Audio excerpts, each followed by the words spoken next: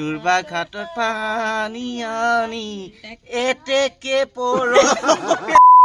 hi hello' নমস্কাৰ ৰাইজ চশমাযোৰ পিন্ধাৰ কাৰণে যদি পঢ়িম বুলি ভাবিছে তেনেহ'লে একেবাৰে ভুল ভাবিছে কাৰণ মই ভাবি আছোঁ ঠাণ্ডা পানীৰে গা ধুই মই কলেজলৈ কেনেকৈ যাওঁ কোনোমতে গাটো তিয়াই কলেজ পালোহি যদিও ক্লাছ কৰাৰ অলপো মন নাছিলে হ'লেও আৰু এটেণ্ডেঞ্চৰ আশাত ক্লাছত বহিছোহি লগতে আজি মই মামাৰ ঘৰলৈও যাম নহয় আৰু বাছ ষ্টেণ্ডলৈ মোক এই ভাইটি দুজনৰ লগতে মোৰ ৰুমমেটে আগবঢ়াই দিবলৈ আহিছে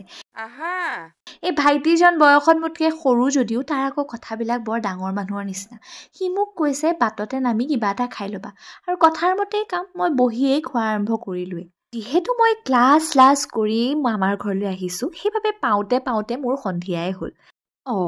এই আপোনালোকক মই মামাহঁতৰ ঘৰলৈ কিয় আহিছোঁ কোৱা হোৱাই নাই দেখোন আচলতে আজি মোৰ দাদাৰ লগুণ দিয়নি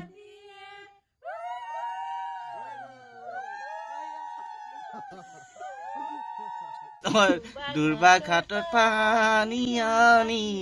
এতেকে পৰ ভাল হৈছে চব ভাল হৈছে সুন্দৰ হৈছে দৰাক নোৱাই হোৱাৰ পিছত এইফালে বামুণে কিবা নিয়ম নীতি কৰিব ধৰিলে আৰু আনফালে মাহঁতে বিয়ানাম জুৰিলে